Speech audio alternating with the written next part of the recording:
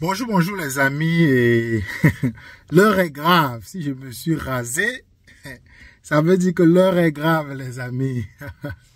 Le RDPC, en tout cas, a décidé de ne pas laisser le professeur Maurice Kamto et le peuple camerounais en paix. Le professeur Maurice Kamto a tout fait. Tout fait pour que le changement puisse se passer par la paix et dans les urnes. Ou bien dans les urnes et par la paix. Mais il va falloir se salir malheureusement parce que le RDPC a décidé que ça ne va pas se passer. D'après la loi, la candidature du professeur Maurice Kamto ne souffre d'aucune contestation parce qu'il y a un article dans l'ECAM d'après la loi électorale qui dit clairement que seul le président d'un parti est habilité à présenter un candidat, quoi. Donc, et tous ces Yebga que le RDPC est parti chercher, ça fait longtemps qu'on le présentait plutôt comme une autorité traditionnelle.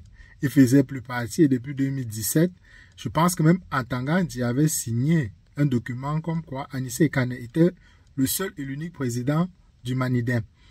Donc, quand ils ont appris que le professeur Maurice Kamto va se présenter avec le Manidem, ils ont passé tout le week-end à proposer des millions, voire des milliards à Yebga pour qu'il puisse venir s'aimer la zizanie.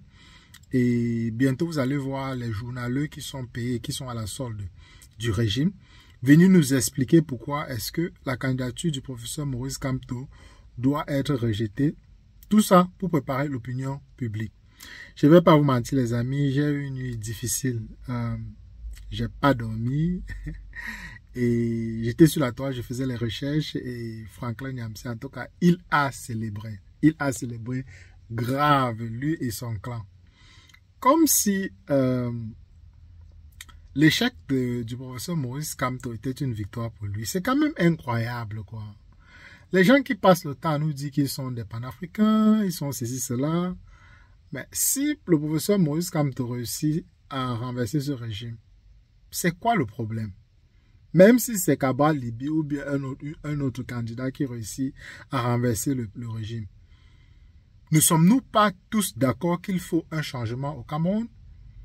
C'est vrai que la vaste majorité, ou bien la majorité écrasante, aimerait que le professeur Maurice Kamto, par son programme et son amour et son sacrifice pour le Cameroun, on aimerait tous lui porter à la magistrature, à la magistrature suprême. Mais s'il y a un changement, c'est l'aspiration du Cameroun, de tout le peuple camerounais. Pourquoi est-ce que le changement doit se passer par les Lilipac et c'est Franklin Nyamsi qui doit être à la tête du changement au Cameroun? D'ailleurs, qui empêche Franklin Nyamsi aujourd'hui de lancer sa révolution et de renverser Paul Biya? J'ai dit ici dans la précédente vidéo, quand je parlais de Franklin Nyamsi, en disant que s'il décidait d'aller se lancer dans cette révolution au Cameroun et qu'il réussissait à renverser Paul Biya et son régime, moi-même je lui présenterais mes excuses d'avoir fait autant d'analyses sur ces vidéos et on allait tous célébrer, on allait sortir le champagne. Donc le RDPC a décidé qu'ils vont entacher la candidature du professeur Maurice Kamto et préparer l'opinion publique pour essayer de rejeter sa candidature. Excusez-moi. En plus, c'est une vaste comédie au Cameroun. Comment est-ce que dans un pays où on veut le changement, on a passé tout le temps à entendre parler de Maurice Kamto pendant les 7 dernières années, un peu de Cabral Libi, beaucoup plus lui étant traître, Serge Espoir Matomba, Akere Mouna et le RDPC. Voilà en tout cas les partis politiques qu'on a longtemps parlé. Même Akere Mouna, c'est quand il est revenu qu'on a même parlé de lui. Tous les autres partis, toutes les personnes que le RDPC est parti payer pour venir. Parce que le rôle, c'est de disperser les voix. C'est pour que chacun dise que ça, c'est mon frère du village, puisqu'ils ont déjà vendu le tribalisme. Que chacun dise que ça, c'est mon frère du village, je veux voter pour lui. On disperse les voix. Et puis, comme ils sont déjà dans le laboratoire et les CAM, ils vont venir dire que tel a eu 2%, tel a eu 2%, distribuer des pourcentages comme ça et revenir dire que le RDPC a gagné parce que le RDPC est le plus ancré dans le Cameroun. Le RDPC, bravo, patati et patata. Mais je tiens à vous dire, les amis, La candidature du professeur Kamto ne souffre d'aucune contestation. Même Jean-Michel Nietzsche, l'honorable Nietzsche, pardon, il a fait un post hier en disant que soyez serein.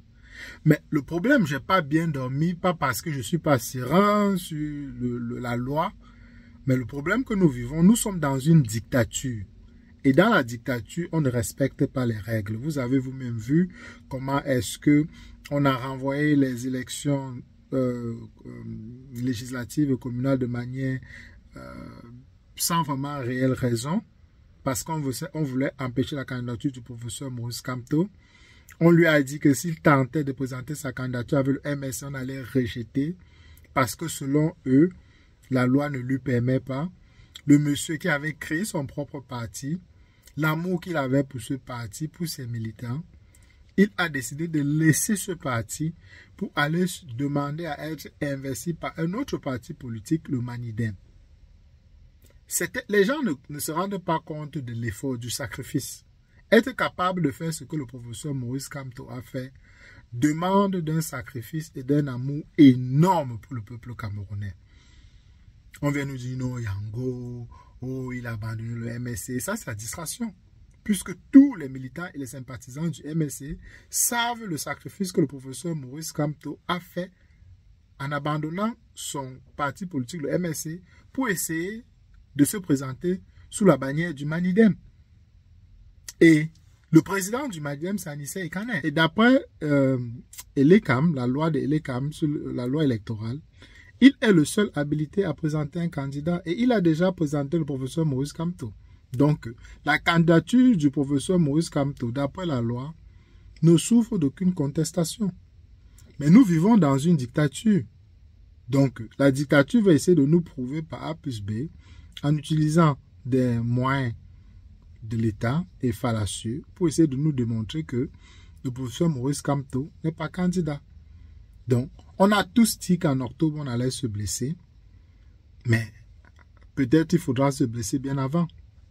Je pense que j'ai regardé la vidéo de Sandy de Boston, le leader de la base UK, qui a clairement dit qu'eux aussi, ils ont leur plan B. En tout cas, ils ont leur plan qu'ils vont mettre en pratique. Et les Camerounais du Cameroun, il faut que vous soyez prêts, les amis. Il va falloir se blesser. On ne peut pas récupérer le régime, on ne peut pas récupérer le Cameroun sans se blesser. Il va falloir se blesser. Donc, j'espère que le professeur Maurice Kamto, l'APC, tout le monde commence déjà à préparer le plan B. Parce que le peuple aura besoin qu'on les guide. Parce que si on se verse seulement dans la rue, ça ne va pas marcher. Il faut cibler. Il faut cibler les Antangandi. Il faut cibler les Eric Essoussé. Il faut cibler les Clément Antangana. Il faut cibler les Grégoire Ona. En tout cas, tous ces grands dirigeants qui sont au Cameroun aujourd'hui, qui se pavanent, qui volent les Camerounais et qui sont condescendants et arrogants vis-à-vis du peuple camerounais, ce sont ces gens-là qu'il faudra cibler. Et ce n'est que comme ça qu'on récupérera notre pays. Donc, les amis, on va passer 2 semaines, 2 longues semaines, à attendre le jugement de Elekam et de la Cour constitutionnelle. Je répète, la candidature du professeur Maurice Kamto ne souffre d'aucune contestation, mais le fait que nous soyons dans une dictature, déjà même dès le départ, sa candidature ne souffrait pas, parce que il pouvait se présenter, il a eu les élus au MSC, il pouvait se présenter. Il n'a pas voulu engager le contentieux tôt. C'est pourquoi il a décidé d'aller dans le Manidem. Mais il risque finalement encore d'engager le contentieux. Et il aura besoin des Camerounais. De tous les Camerounais, sans tribu. Il est peut-être temps que les partis politiques se coalisent. En tout cas, ceux qui veulent vraiment le changement. Parce qu'on sait que dans tous ces partis politiques et toutes ces candidatures indépendantes, il y a la majorité qui ont été activées par le RDPC. Donc, ceux qui veulent réellement le changement, il est temps de se mettre ensemble. Nous tous, on bénéficiera. du bien, de l'avancée du Cameroun et de la libération du Cameroun. Les routes seront faites, les hôpitaux seront construits, on aura des écoles, on va changer le programme scolaire, bref, le Cameroun avancera. Mais tant que chacun veut penser à son nombril, comme ce Dieudonné Yebga, on est parti encore pour 7 ans. Et Paul Biya ne finira probablement pas les prochaines 7 années. Donc, on va fabriquer certains jeunes qui vont prendre encore le Cameroun en otage pendant on ne sait combien d'années.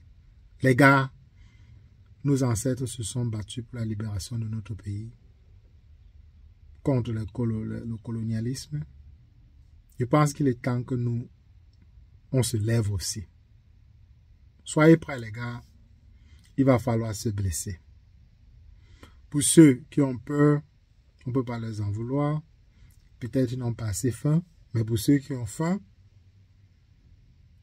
soit vous crevez de faim, ou bien que vous voyez vos familles mourir dans des accidents de voiture, soit vous vous levez et vous prenez le risque que même si quelque chose vous arrive, au moins votre famille restera et vivra heureux.